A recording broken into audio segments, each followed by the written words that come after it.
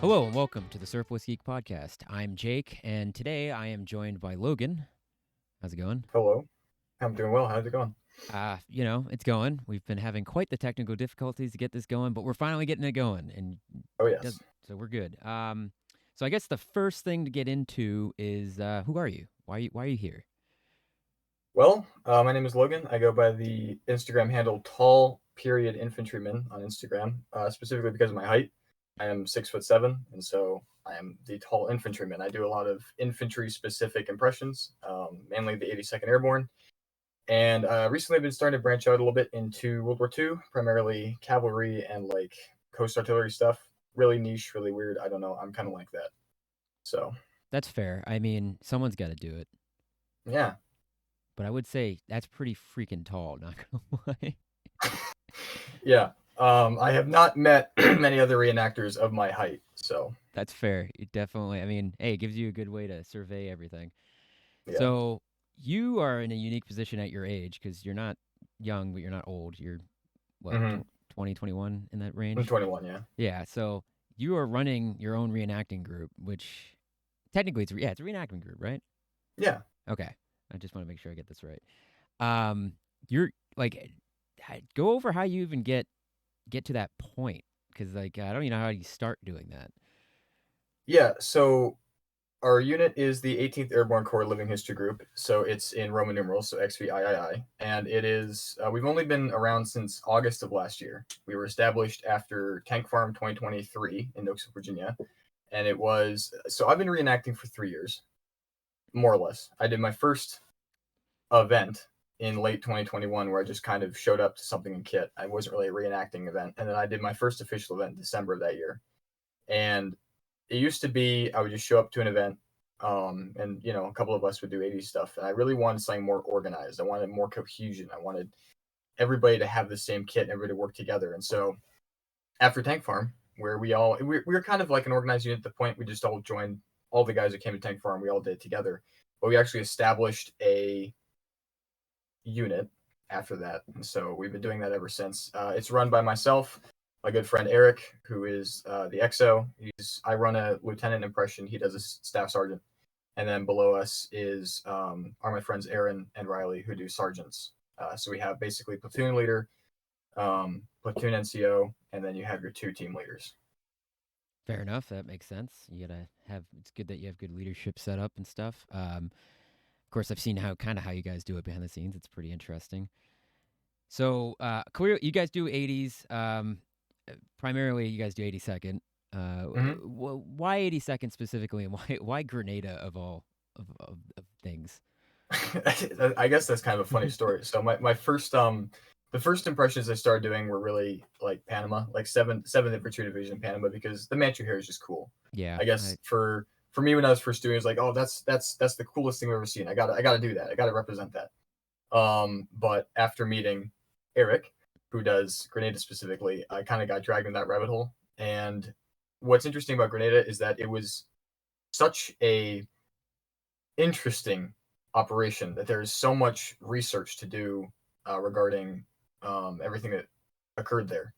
And Grenada in the 82nd, it's the 82nd. That was their first combat deployment since Vietnam. It was the most of the United States military's first combat deployment since Vietnam. It was a huge, huge operation for the units that hadn't been involved there. The 82nd was trying to stay relevant as an airborne unit because they hadn't done a combat jump. So it's just from a unit perspective, doing the 82nd, you get a lot of information. You get a lot of things that were new for them at that point. And it was a transitional period as well. So with Panama, you have, at least for Operation Just Cause Panama, you have a very rigid kit at that point. There isn't a lot of things that are changing. But in Grenada, the 82nd had just gotten their Pasget helmets the prior year. You have the different Alice systems are being introduced, different systems for use in the field and everything. Everything's coming together. You still have guys using M56 suspenders and belts. So, yeah, it's that time. Yeah, it's that time period where BDUs were just being introduced not too long. So not every unit fully transitioned. Different. Yeah, that makes sense. And the cool thing about Grenada is that you have kind of a little bit of every branch kind of involved in a little bit of a way. Even Air Force. Everyone's kind of mm-hmm. there. So that's kind of one of those little things that I think kind of stands out. I mean, I also did the Manchu hair thing where I was like, wow, that's really cool. And the seventh has a really cool history to it too, which is another reason why I was like, it's kind of sad that the seventh kind of got deleted. But Yeah. yeah. But yeah, the 82nds. It's funny because the 82nd is one of those units that like everyone knows the 82nd exists, and the like you were saying, it kind of the legitimacy of airborne is kind of in question by the 80s, and it's still in question, even though they still do qualify for jumps. So I do understand that the Grenada's and I think interesting is a good way to put how it ran, because I think a lot of people would use a different word that we're not going to say on the podcast, but we can say Charlie Foxtrot. Yeah, that works. Mm-hmm. Yeah. Um, and yeah, that's a good point. I lost train of thought right there, and this is why this podcast is great. All right. So yeah, so you guys do Grenada, and you guys actually have like assets for your reenacting group. You guys have tents. You guys, I mean, you guys have a ton. You have your own storage unit, right, for all your We, stuff. we have we have heavy weapons. We have tentage. We have a motor pool. We store most of our unit equipment at a storage unit near where I live and where another member of our unit lives, so we can. It's kind of an in between area, so we can all access that when we need to, and that way everything stays climate controlled because tentage outside is not Yeah, great. Yeah, that's fair. so Yeah, and you guys, yeah, and that's the other thing too is yeah, you guys don't just cover. I mean, you guys have a dragon. You have one. You guys have one two. or two. You have two. Yeah, We have because two dragons. you Yeah. guys hate me is what you yeah. A dragon with not a real site but not a fake site came up for sale recently. It was Was that a IMA? yeah, Yeah. yeah. Sadly, it sold very quickly. Yep. That and the Flash. Yeah. The tracker units for the dragons are very very hard to find. The dragons are owned by our unit member Eric. Once again, I'm going to keep plugging his name because he's a great guy. He is the owner of most of our heavy weaponry. So both of the dragons, a law, actually two laws at this point, I believe, and a bunch of other. He's the heavy machine guns and everything else. So Hmm. That's fair. Yeah, I can imagine why the dragon site is hard to get. It's probably considered it's yeah. funny because the toe, one of the hardest things to get on the toe is not just the sight, but the actual launch tube. The launch tube's considered a weapon per Hmm. ATF rules, which makes no sense because it's a piece of fiberglass, and it like no one's just gonna pull a tow missile out of their you know what and have it. You just don't. That just doesn't happen. But Right. I know that like getting one is apparently incredibly hard, so I can imagine a sight would probably be even harder. Um, There's a man, reenacting group in Japan that has replica sites, and we've reached out to them for. I don't remember what the name of their group is. Otherwise, I'd talk about it here because they do some really cool stuff. But we don't have any way to obtain one right now, unfortunately. if I can remember, I'll see if I can get their Twitter and I'll link it in the Yeah, I could probably description find it. because they do have some. They do really good stuff too. But yeah, if I had a 3D printer and it's on the planned list of my thing, I do also want to make a site myself and some other stuff because I really would like to make a replica M67 recoilless rifle, but that's probably too tough of a task for me. But Yeah, yeah, because I our love. ultimate dream is to have like an M224 mortar or something. Ooh, yeah, that'd be cool. Because well, I mean, we'll talk about it soon, I assume. But we had a big event last weekend, and part of that big event is a bunch of artillery demonstrations and everything. And so all the older units that have like cannons and howitzers get to bring them out and shoot them off, and we're like, dang, that'd be kind of cool to do. Yeah, you guys need your own artillery unit. Yeah. I don't know what did the 82nd had a big bore artillery though, right on the island? Didn't they? Hmm. Was it Yep. 155s or they're only 105s? I don't actually remember off the top of my head, so I'm Oh, not I got gonna you. spout false information. But I do know that the two major units were the 319th, 320th Field Artillery. So Yeah, I don't think I'd want to be an artilleryman in real life, but it's still pretty cool. yeah. I unfortunately did not. We had, I think there were 198s that came out to the range once, and they were doing direct fire on targets at our tow range. And I unfortunately was doing KP that day. So Hmm. oh no, I was doing ammo that day. I was doing the ammo detail, and I missed out on that fun. But apparently, it was really cool to Yeah. see artillery actually do direct fire instead of just indirect. I'm pretty sure they're 198s, but so yeah, we can actually just get right into that event because that's you guys had this pretty awesome event. You had a pretty big turnout, and you Hmm. guys nailed it when it came to like the setup and whatnot. So why don't you just roll right into that? Sure. Yeah, that was Military Through the Ages in Jamestown Settlement in Virginia. So we actually set up inside the settlement. For those of you who don't know what Jamestown is or where it is, it's You invade the settlement, is what you're saying. yeah, basically we go there. There's a so Jamestown obviously is a very important piece of American history, and they have two properties basically: the actual archaeological site, and then the rebuilt settlement where the fort is and all the living history displays are, and the museum. And so every year we set up in the actual reproduction fort, and then we'll do that event, Military Through the Ages, for 3 days. Setups on Friday, and then display days are Saturday and Sunday. And so that's what we were doing last weekend, which it's kind of ridiculous. It was already a week ago. It went all this hype for the whole year, and then it comes up really quick and it passes you by. It's like, oh man, where'd the time go? So. Well, you got 51 more weeks to re-prepare for it, so Mm-hmm. that's the fun part. That actually sounds really cool. I didn't even think about the fact that it's at Jamestown, and that's on my list of places to visit anywhere. So I need to Yeah. try to make it down to you guys just to see it. Just to see you guys all set up would be really cool. Um, so yeah, you guys set up a tent.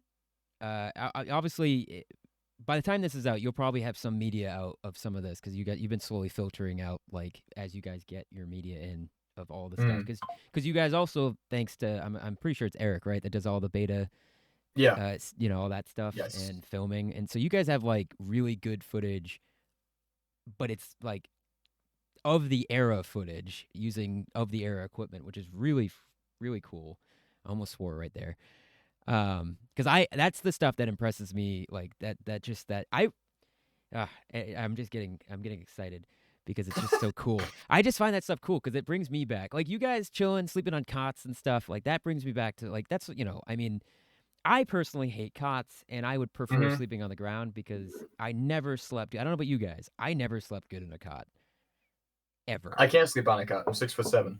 Well, yeah, you're screwed from that Yeah, aspect. I fit. it's odd. I'm average in every possible way for the military, other than weight. So I fit into everything that the military designs. But I hated the cots. Never liked them. I'd rather sleep on the ground. I've slept better on concrete in the past, which I have slept on concrete in the armory before. But I'm trying to think of like what else significant. Were you guys the largest unit at? Well, it's hard to actually say that for certain because I don't have like counts of everybody. I mean, there were some other units that were pretty substantial. One of the biggest units I saw at least was the 244th Coast Artillery. They do coast artillery for Fort Monroe, in Virginia, and they had a pretty impressive display. All their guys when they all went when we all had the dinner on Saturday night, they all brought out their Class A's and they're walking in their dress uniforms to go get dinner. It was really nice. They did some really cool stuff, but they were all formed up. I'd say they probably had 10 or 12 guys. We capped at 14 on Saturday. We had a couple people had to leave early, but Mm, from a perspective of largest unit, I can't say that for certain. I do know that we are one of the larger units. So yeah, I was gonna say because looking at you guys running around and you guys, doing little formations and stuff like that is pretty insane.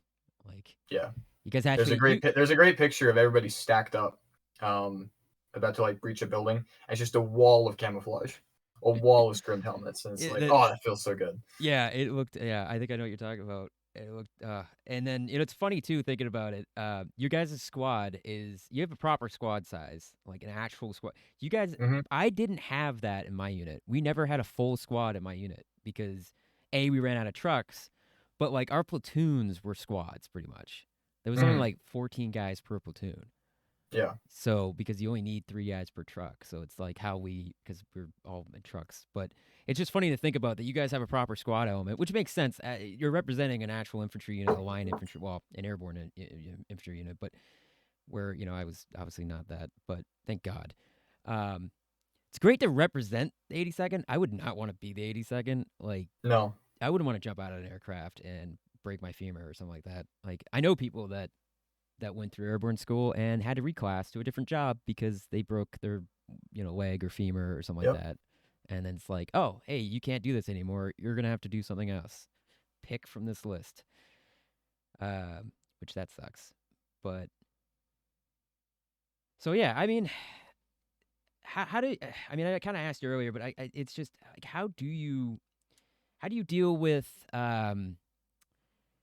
the variety of people who are coming? I mean, obviously, I know you guys had a good weekend and everything worked out and everyone was mature and handled things and stuff. But obviously, you don't. It's not like you have a bunch of all adults, right? There's some kids, not kids, teenagers, right? Like Mhm.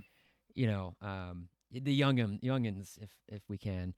How do you deal with that? Like, even as a 21-year-old, how do you like put yourself in that leadership role and then like, So are you referring to unit members themselves? yeah, yeah, yeah, Um, I mean, it comes down to actually like unit standards and cohesion. I have a code of conduct that we've written up. It's basically 20 bullet points of what you're supposed to do, what you're not supposed not to do. The actual format is based off of a little pamphlet we have from Grenada of the airborne, basically saying, "Hey, you're another country. Here's how you're supposed to act." So it's just I don't remember exactly how it goes, but it says represent yourself and your country and your division with these following steps. So it's just basic stuff, especially with a huge focus on firearm safety.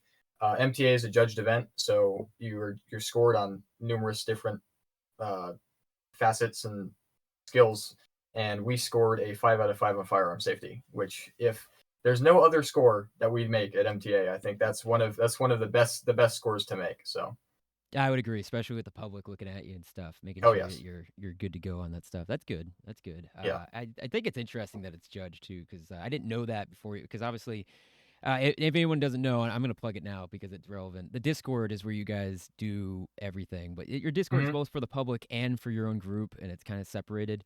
But knowing that you guys were preparing for this, I had no idea that it was judged, and then to find out it was judged, I was like, oh, that's pretty cool that like you can yeah. actually there's like a report card for how well you guys did, kind of.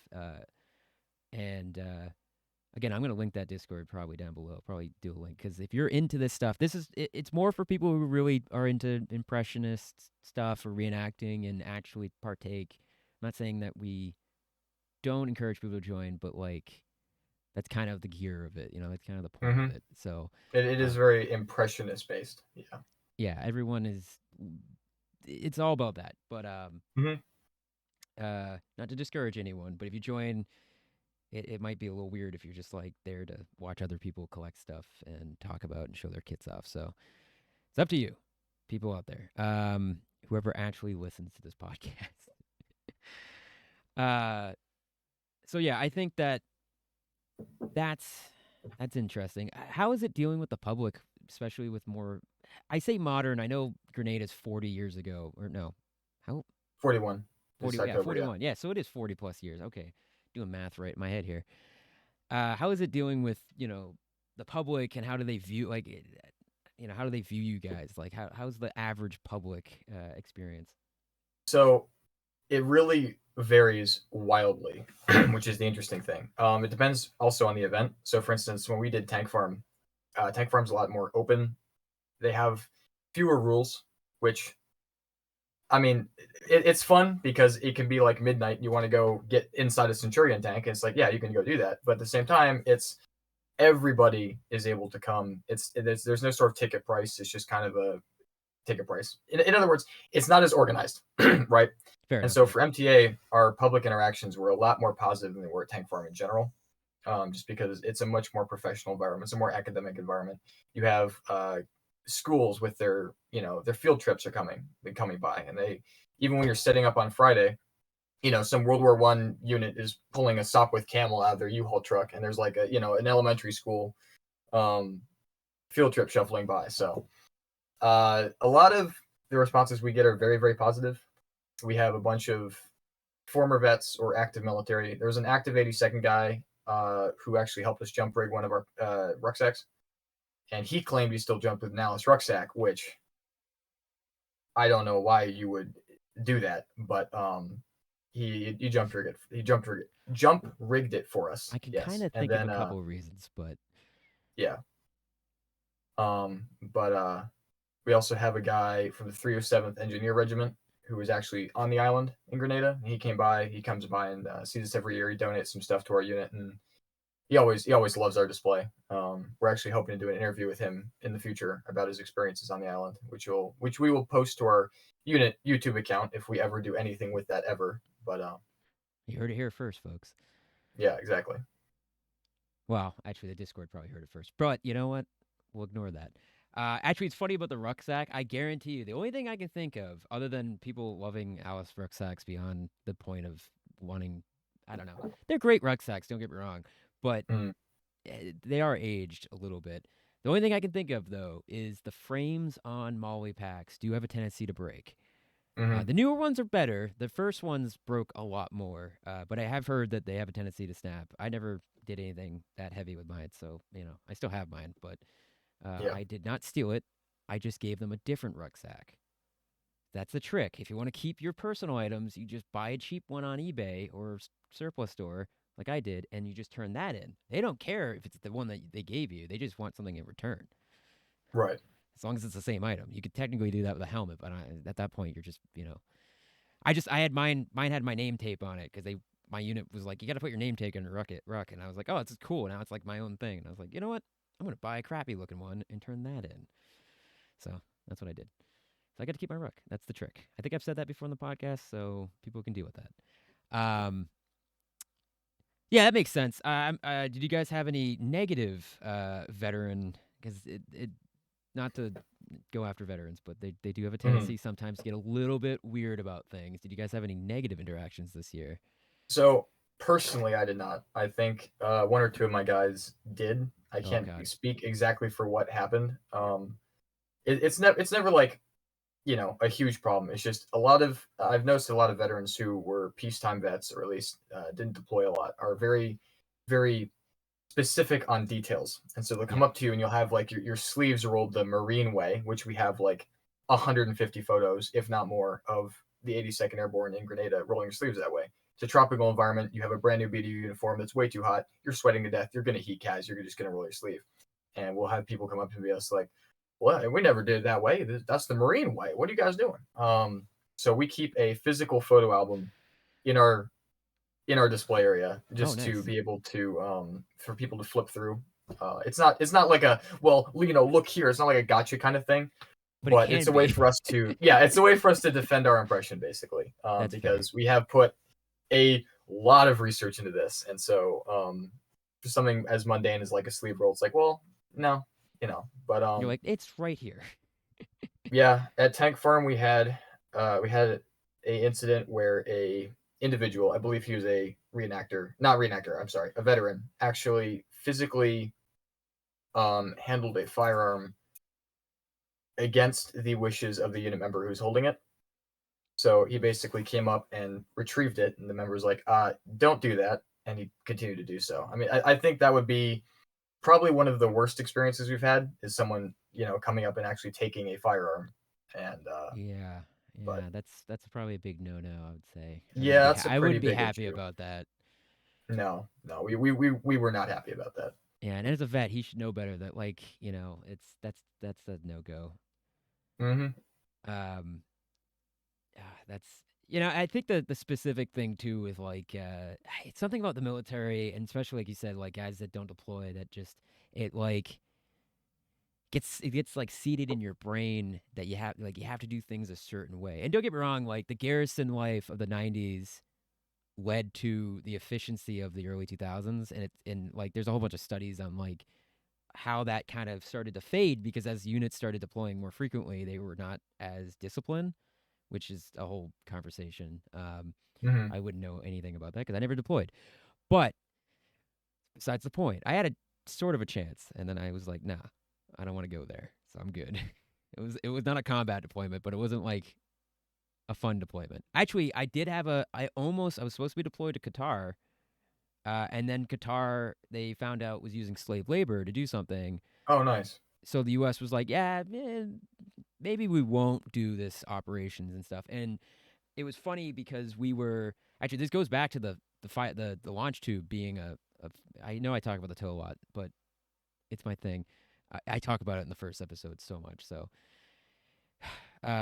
we were gonna take the whole tow unit and then they were gonna force us to keep the launch tube at the armory and not bring it with us to Qatar because we weren't allowed to bring it as a weapon. Hmm. But it's still very effective as an observation device because you have zoom and night, flare optic and all that stuff. and we had a whole joke how we are gonna smuggle in a launch tube and like all that stuff. But that was the closest I got to an actual deployment, and then they scrubbed that mission because of slave labor. So, uh, not cool, Qatar, not cool. Um, but yeah, that's pretty. I mean, the veteran thing. I know that I've only brought that up because I know it's a thing that I I've run into it just going to reenacting events and having veterans like talk. I can hear them talking to other people, and I'm like, what are you? Why are you saying what you're saying? Hmm. Like I just it gets me. Yeah, we don't have to get into it. It's I don't know if I could do a reenacting group like you do because I think it would drive me nuts. I think the little things would drive me nuts, and I'd be like, nope, nope, I can't do this. You guys are testing my patience. So Yeah. more power to you. Do you guys, is in terms of expansion, is there any plans for expand? I don't know how much you could expand, but like, do you guys plan on running any of your own events, or I don't know where I'm Well, going with this question. um, I mean, in terms of expansion, I think our main goal is to just continue honing our skill, getting everybody's kits to be even more perfect, even more perfect. Kind of a interesting term, but Yeah, there aren't any fair enough. real events we can run by ourselves. Particularly, we have some big events like I was telling you earlier, AHEC up in September. That's at the Army Heritage Center in Pennsylvania. That's probably going to be the next big event we're going to aspire to be at because we're going to have hopefully an actual Grenada vet come out and display with us and bring all of his original gear and all of his knowledge to help us do what we do, which would be really, really cool. Yeah, that sounds awesome. You were saying that before we started, and that really sounds awesome. Look forward to you guys taking video and footage and all that stuff. I know we talked about it before we started, but I wish I could see you guys down there. But unfortunately, I don't think I'm gonna be able to. One of these days, I'll make it down to you guys, either in Virginia or somewhere else, and I'll be able to see how cool it is. Yeah. It'll bring back memories of serving myself there. Hmm. But do you guys have any plans to add anything to our organization, like doing PT stuff like that, drill and ceremony, anything fun? Well, we really do need some sort of FTX field training exercise at some point because we have a lot of guys who are relatively new to the unit and even new to reenacting. Actually, MTA, we had, I'm trying to think of how many it was. I want to say it was two or three people who had never attended a reenacting event before in their lives. And so MTA was their first event, which for a first event, extremely solid experience. I have to say, everybody loved it so much. And I think everybody says they're going to come back again, which is always a huge plus. But there are skills we need to teach, such as how to set up a tent really, really quickly, because we currently have three tents in our inventory. We have a GP medium tent, which is a 32-foot long, very, very large tent. We have a GP small, and then we have a command post tent. And so all three of these tents need to be, especially on setup days and teardown days, they need to be able to be put up very quickly and efficiently. And so making sure that everybody knows how to do that is paramount. And just simple fieldcraft, being able to entrench at events where we're allowed to do that, or knowing what you're talking about when you're holding an M60 or a Dragon, things like that. Yeah, So that especially sounds yeah. communications, we need to work on comms more when it comes to radio. And I myself am guilty of this. I know basically nothing about radio communication, so we all have to get out there and actually work on it and do it at some point. Yeah, believe me, I that was one of the things I hated more than anything was comms. Being the gunner in a Humvee, I always was. If the driver didn't have, if the TC got out, truck commander, if the driver wasn't paying attention, I'd have to take over comms. I wasn't supposed to because the gunner's supposed to be looking around, but I absolutely hated comms because it's just frustrating at times. But that's Mm-hmm. fair enough. The FDX, that'd be pretty cool. If you guys ever need help with that, that would be something I'd be definitely interested in doing because I love messing around. I can Yeah, 100%. give you guys a proper PT experience with the Yeah. cadence voice. I don't know if you guys know cadence voice, but like Well, we got a guide on, so we can do the whole thing. yeah, yeah, because there's a whole thing to PT that's really structured and stupid, but it's the way the army does it, and it's not really changed much since I don't know, probably the 60s or 70s in terms of like structure and stuff. Yeah. Maybe some of the I don't even know if PT really, other than recently when they changed the test. I don't. I never had a chance to take the new test. So I have no idea. But back in '83 though. I don't think they had the PT test yet. I think that was like '86, '87. Mhm. Don't quote me on that. But yeah, that sounds cool. Because I was always curious if you guys actually ran through. I know you guys try to get everyone up to speed on the actual event that is the invasion of Grenada, and trying to get people to know what they're portraying. Mhm. Um, but I was always interested if you guys were planning on like getting people up to speed on like typical military movement stuff.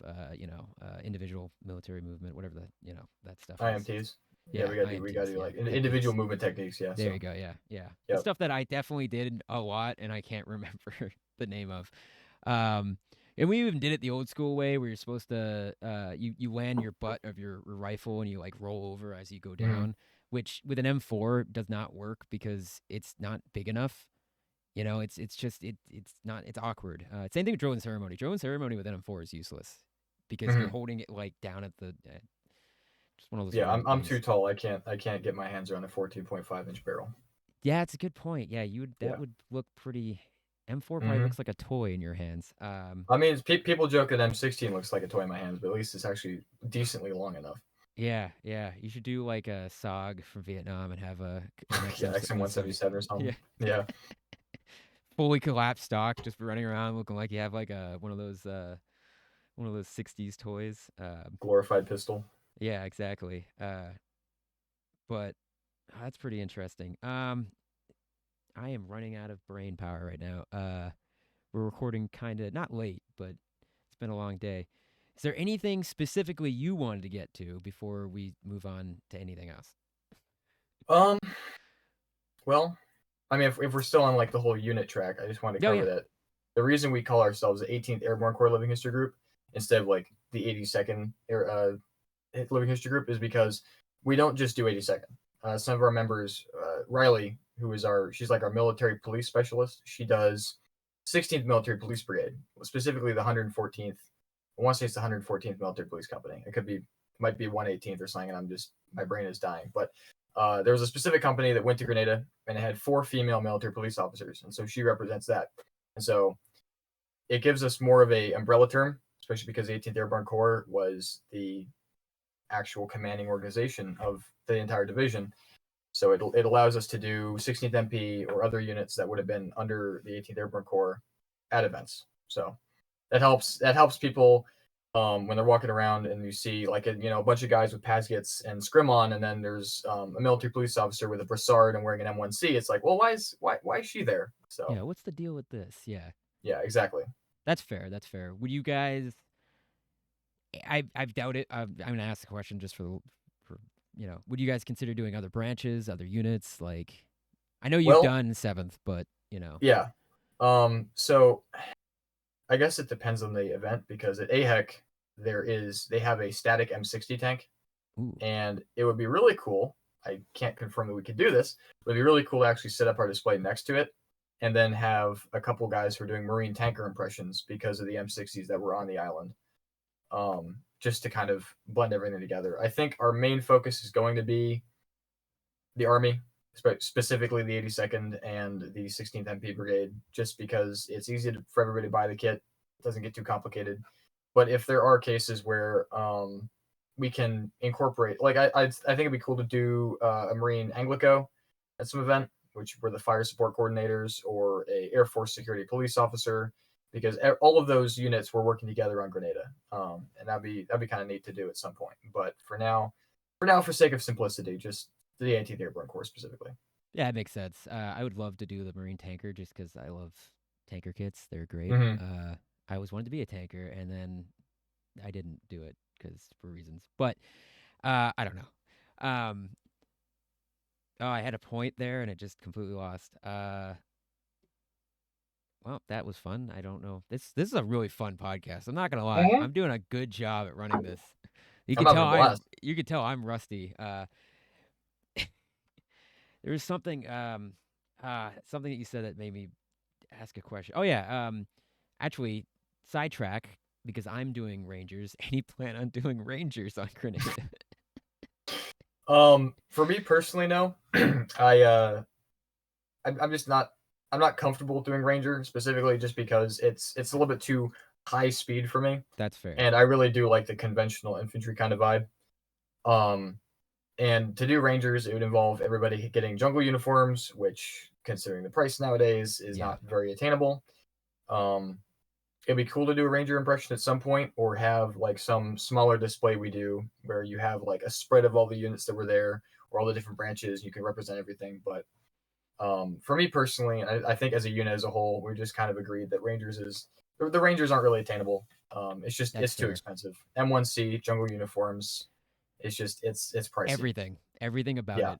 The Yep. M1C is like the one thing that shouldn't be that hard, and they are. I mean, there's one statue. I finally have one. It's sitting right. I can't point to it. It's right there. I can see it. Yeah. Yeah, it's a beautiful M1C too. The cover is nice and it's an ERDL. You know what's interesting? Everyone always says you have to do a woodland cover on Ranger impressions, and it's like a mix. And I don't know where this. Every time I look at people like, oh, it has to be a woodland. I'm like, I literally have like 9 photos of like it's black and white, but you can tell. Yeah. Um, yeah, they're ridiculously overpriced. Jungle uniforms are overpriced. There's repros, but even the repros are kind of getting up there in price, like the good Yeah. ones. Unless, Rothkos, which need a little bit of work to make them accurate in the first place, are climbing through $100 for a set, which is yeah, not great. that's kind of So. insane. Not gonna lie. I just so happen because I agree with you. So when I first started to do a little side me thing here, when I first started to Mm, do this and I started to wear the stuff, because I've always been kind of weird about wearing uniforms that, especially units, patches and awards and stuff. Like I don't like wearing things I didn't earn.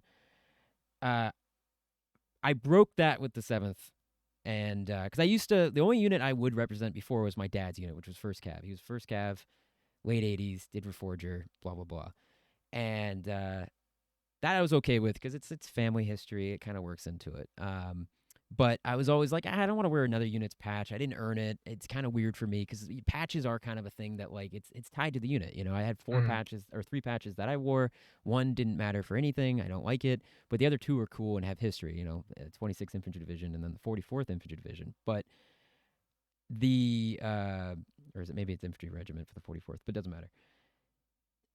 And I agree with you. Rangers is a little weird to do because they are an elite unit. They're not a normal unit. And mm. but I for some reason I was like, you know what? I feel like I can do them right and do it justified. And I was like, I'm gonna do it. And I've now spent way too much money and way too much time researching and trying to get even the smallest details right because it's just Yeah. even Welcome to just the club. yeah, well, even just the scrolls, like the you guys are at least 80 seconds easy. The Yeah. With the. Rangers scrolls are all weird. Yeah. The first battalion had their own. The second battalion had their own. I went with second because that was the one I could get that looked right. It, between and because the again sidetracking here to the Rangers. Rangers didn't get like their standard scroll that they use now until like I think the late '80s, early '90s. And Hmm. before that, there was like it would say like Ranger or Airborne Ranger on it, and then have like the company and then 75th Infantry on the side, and it's just like it's a whole thing, and just one of these days I got to track it down and make a thing on it because I couldn't find any resource that actually goes through and lists out like this is this unit, this is that unit, and it was Yeah. driving me nuts. So I'm going off pictures that are all black and white because for some reason the majority of pictures on Grenada of Rangers were black and white. Um, I don't know why. Uh, it's frustrating though for getting certain details. But yeah, I agree with you on that. I guess the long part of this short version of it, I guess, is that I agree with you. There's the elite unit. I'm breaking my own kind of, and I'm only doing it because I got that M67 round over there, and I was like, I want to make use of this thing. Gotta do something with it. Yeah. And I love seeing pictures of Rangers with them strapped to their rucks and stuff. There's just something cool about that, and you know, I don't know. So I was like, you know, I'm doing it. I'm doing it, and I don't know. We'll see how it turns out, but um, so I think that pretty much covers the unit. Unless you have anything else you want to add about your unit. Um. Can't really think of much. I mean, it's hard to do so without any direct questions because otherwise I'm gonna go off on like tangents about random things. But No, it's fair. I'm sorry that I don't have a lot of good questions today. oh, I that's don't know fine. what is It's going all on with right. my brain. I am getting old, I swear. Um, so yeah, we already plugged the Discord. We already Hmm. plugged your Instagram. I'll try to put all this stuff linked down below if I remember in 2 weeks when this drops. Um, I don't know what else to talk about because we pretty much covered the unit stuff. I think you're gonna have you on for another episode, so because there's a bunch of stuff on your like the list that you came up with good questions, but I don't Hmm. want to like get into some of that. I feel like is a longer episode on it. Some of the one of them is definitely going to be like a 20-minute conversation. Sure. If you know which one I'm talking about, but the only thing I will say is one of the things you do talk about how do you make like you had a thing of making reenacting less aggressive. I think that's that one we could talk about real quick because I do think that's Sure. important. So like if you want to kind of explain your thought process on that, but Yeah. So I've noticed a weird trend recently in the reenacting community, specifically with Cold War stuff, because Vietnam reenacting is very closely associated with specifically like the early Cold War, well, early '80s Grenada. A lot of the kit is shared. So for Grenada, you can wear your jungle uniform. That's a lot of the Vietnam stuff. The M7 bayonet, some of the kit, blah blah, etc. etc. And I was never really drawn to doing Vietnam as a reenactment like kit or impression. A, because I thought it was way overdone. People have done this too much, and B, because to be honest, I thought the community was really toxic, and so that's for sure. that is something I haven't really liked very much. And I've noticed this with a lot of other reenacting units and communities that have become extremely gatekeepy and very discouraging to new members. Some of the people in my Discord server personally were kind of, we joke that they were rescued from other servers or other communities where they were kind of ostracized for poor kit or they were farmed. And it's like, oh, okay, well that's great, but if you actually talk to them and help them develop, then they're going to get there at some point. So um, I think everyone just needs to chill just a little bit and be Oh yeah, just a little bit more inviting. That's something I've tried with my reenacting unit specifically. We enforce standards. You have to have standards. Otherwise, you're not going to look good at events. You're going to have people who don't, actually honor and understand the unit standards and rules. But you can do so in a way that's respectful and not extremely haughty and uptight. So. no, it's definitely fair. I would definitely say no offense to the Vietnam reenacting community, but you guys are toxic. Um, that I do like Vietnam and I do have a few kits, but I don't really show them because I don't want to deal with that. Hmm. Because a couple times I've worked on a couple kits, immediately it's like people are down your throats. It's like, oh, can you just calm down? It's called work in progress for a reason. I don't Yeah. have like infinite budget to have, especially Vietnam, and this is why like you talked about doing World War II a little bit. I don't know if that was on the podcast or not, but everything's a blur to me now. I'm done. But like I want to do World War II. And it's funny. I was having a conversation with my mom recently, and she asked me about like why I do what I do, like what makes me drawn to certain kits, and I'm like, partially it's because I like that era. I'm like you guys. I like the '80s. '80s is great. It's also because everything before that gets unreasonably priced. Hmm. Like World War II is just ridiculous. Like some things are just to get a helmet is like you're asking for a lot of money unless you get lucky, Yeah. and it's just and then World War II is not too bad community wise. It depends on who you talk to, who you run into. Some of them are as bad as the Vietnam guys. Um, no one does the 50s basically. The 50s just doesn't exist. Yeah, Um, it'd be cool to see more Korean War representation. There was a very small Korean War Marine unit at MTA. Didn't have a lot of guys. I think it was 3 or 4 people, but seeing that be represented more would be really neat. yeah, and I'd love to do Korean War if it wasn't, ridiculously expensive and I wasn't already dropping all of my money into Grenada. yeah, I was just gonna say that the problem is that like I'm the same way. Korea's great. It's that body armor starts to become a thing, so you start to see early body armor. Unfortunately, getting those early body armor is usually expensive because they're kind of rare, especially the appropriate, not the later versions of it. Hmm. Uh, and I agree with you. Korea has some really fun. It's also like Korea's that like ultimate World War II experience where it's like all the gear finally hit the end of its service life kind of thing before it would eventually get replaced later in the 50s, and it's it's I don't know. I agree with you on that. But unfortunately, yeah, the 50s kind of gets ignored, and then Vietnam kind of just dominates. Some people do 60s non-Vietnam, but specifically one guy in the Discord who does We, National we, Guard. we love we love Goofball.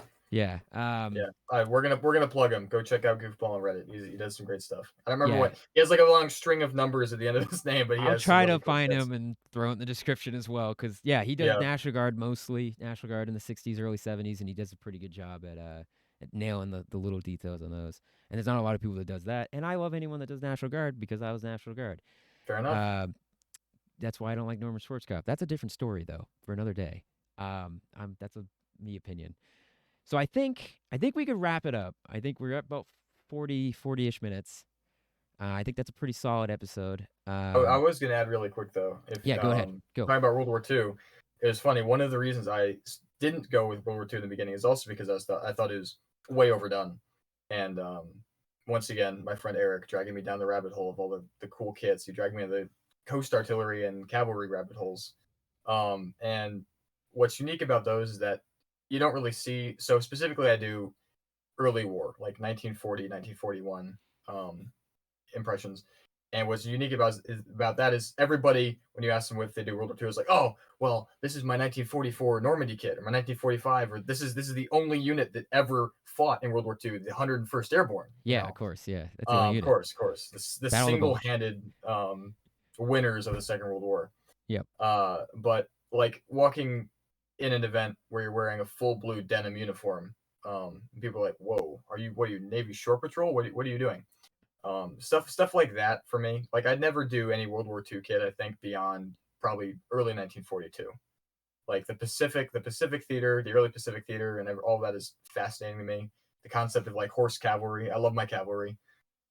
So that's the thing when it comes to like what I do as impressions. I try to do niche things because when I first started getting into this, I saw a lot of people were doing 80s kits, but they were never really doing it correctly. I was like, man, I guess there's got to be a way to do this right. There's got to be a way to do this where you're actually representing it properly. And so that was the ultimate kind of decider that led me to create this unit myself, because I'm like, there has to be some sort of cohesion. There has to be some sort of like we like to provide a lot of resources to people too. I wrote I want to say it was a 72-page impression guide. It's good. Yeah, it is a long it is a long I manual. actually I use that. I use that manual all the time for uniform stuff. Yeah, it's that's what I really want to do. I want to provide resources to the community and provide a cohesive sort of unit and research experience that would make it a lot easier to do this, because a lot of people go into the 80s reenacting, or I guess impressionism, with the assumption of, oh well, it's just some woodland and some malice. How hard can it be? It's got to be cheap. It's like, well, no. There's a little nuance. It's hard to do a very generic 1980s kit with how much the uniform and all the unit SOPs and everything changed throughout the decade. So No, that's completely fair. Especially, I know I said we were gonna end this, but now you piqued my interest. Especially because, like, depending, like you said, it's you could go very generic, and then it's just getting to that point where it's boring. But like beginning, depending on the unit, you could have OG 107s, 507s, RDF, or early RDL. Like, I love my RDF so yeah. much. I'm Green Dom. I like Green Dom personally, um, but yeah, you have all that variety. Then you get beginning towards the end, you get the M16A2, but the M16A1 pretty much dominates most of the. It's for some reason people think the 80s is the A2 when it's really not. The A2 doesn't just maybe for the Marines, but for like the Army, it really does take towards the 82nd. I don't think get their A2s until 88, right? Like early 88. The 10th Mountain still had them in 1988. There's a picture. I'm trying to think of what exactly it was, but there's a picture of some 10th Mountain guys. They're all wearing like the new LBV 88s, and they all have A1s. Yeah, Which is super exactly. weird. So it's like, yeah, and then towards the end, yeah, and that's the crazy thing too about the 80s is that like you have this wave of new equipment, and this is one of the reasons why I like the 80s, and again, this is where the Discord comes in handy because like I'm glad I can be there because when people have questions and I can do my thing and just show up and be like, that's the thing, and then just leave, and everyone freaks out, and then I'm like, okay, but Not that that's a big deal, but sometimes I'm like, all right, it's just like when I'm like We typing and love you, everyone's like, surplus geek. We love you, yeah. surplus geek. Whether it's like I'm typing, everyone's like, all right, everyone shut up. Surplus Geek is typing. I'm like, it's not that big of a deal, guys. I'm just gonna say one thing and then you guys can do your thing. But um but 80s is just fantastic when it comes to, like you said, like it's just uniforms. There's a variety. And again, like you were saying, it's not just you wear woodland and you're good. Like, are you wearing first pattern, second pattern? Like depending the or ripstop when it gets, you get to the later parts of the 80s, certain Or the units. belt buckle, or the bayonet, Yeah, or the helmet. Yeah. exactly. And yeah, the helmet. I mean, just the Pasget alone, the cotton chin strap versus the nylon one, the reinforced one. Or an M1 as opposed to a Pasket, because the M1 didn't go away for a while either. Yeah, depending on the unit. Yep. Yeah, Mm-hmm. because really, because that's a whole other thing. I could talk about that forever. But yeah, and then it just keeps going and going, and the unit, everything that's. I love it too from a not just an infantry perspective, but from an entire military perspective, because that's like when the Abrams starts becoming, Bradley, Abrams, Mm. Apache, you start getting all of the stuff that's still around, but you get the Black first Hawk and generation, Grenada. Black Hawk and Grenada, yeah, which that had some bad times, but Yeah. um, yeah, poor Black Hawk, but I mean, they just Grenada, like you said earlier, it's an interesting approach to invading an island, like Mm-hmm. not a lot of resistance, but still some things happened that probably shouldn't have. Yeah. But yeah, and then it's funny that you have Grenada, and then the tail end you have just Cause in Panama, and those two are just these weird events in history that are just, I don't know, strange. Because Panama's Mm-hmm. strange. Panama's weird in its own right. Everything about that. The Seventh Infantry is weird. That's why I like the Seventh Infantry. I know you like I said, I know you did it before and stuff, and I liked it because they were stood up as this test unit, this idea to do light infantry, but like a different way. And I don't know, something about that's really cool. Do I like the idea of being light infantry in real life? Hell no. I did not like being leg infantry at all. I'm glad I had wheels. But it's just all that stuff's cool. So if you want to nerd out like us, join the Discord because that's Mm-hmm. what we do. We will go on for hours and hours and hours. Yeah, literally. Yeah. Or I'll wake up Yep. to a bunch of pings and then be like, luckily though, I always say is I love when someone pings me and then someone else chimes in and says what needs to be said, and I'm like, cool. Mm-hmm. I don't have to do anything. It's a big hive mind. Everybody works together. It's great. It's great, yeah, and you guys have helped me like realize where I was mistaken on stuff, which is awesome. Because I don't like to be wrong. I like to be wrong because I like to be fixed or corrected, and then I like Mm-hmm. to correct it and then not be wrong. But anyways, Sure. Sure. if that makes any sense. All right, Yeah. so I think we're gonna run. I think that's good. That's a pretty good run. I hope everyone enjoyed this podcast. I know it was a little bit off the rails because I'm a little off the rails today. It's been a weird day for me. And the setup was a bit wacky too, I gotta admit. Yeah, yeah. I mean, you had power issues. I had recording issues. I mean, everything under the sun could have went wrong. The fact that we got this recorded is great. Hopefully, we'll have you on again soon-ish, depending on schedules and things. Sure.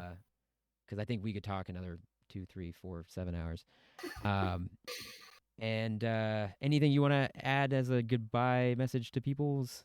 I no, this has been great. I really appreciate the invite. I've always thought this was the coolest thing ever. So Yeah, no, I like it. The minute I got on the Discord and we interacted and stuff, I was like, oh, I gotta get this guy on. I gotta talk to him and see how like just the fact that you're running the unit is wicked impressive. The fact that you guys just seeing again, not to give you too much praise, but blow up your ego a little bit, but like seeing how your guys last weekend went and how good and smooth and just what you guys were able to do is really impressive and mm-hmm. like needs to be said that like there's units that have been around for longer than that have not even close to that cohesion and ability, so that's amazing to me.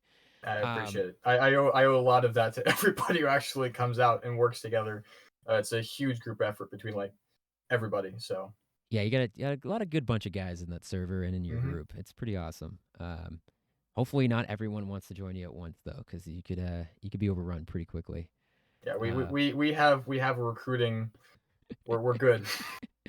Although if I ever come down in uniform, you got to let me be a specialist. I know Of you have a course, rank of course, system, but that's what I was in the Army. So of course. I will say that's the one problem I have is rank. I don't want to wear a rank above the rank I got, but if Sure. I ever did a reenacting group, I feel like I'd have to be because I've thought about it for up here because unless you guys ever came up north, which that would be cool. I know it'd be kind of crappy for you guys because it'd be a drive, but there's some cool events up here that you guys that stop at Vietnam and don't go to the 80s or past that point. I think you guys could fill that gap. Because I don't know if I'm going to be able to fill that gap. I'm just too lazy. Just too lazy. Understandable.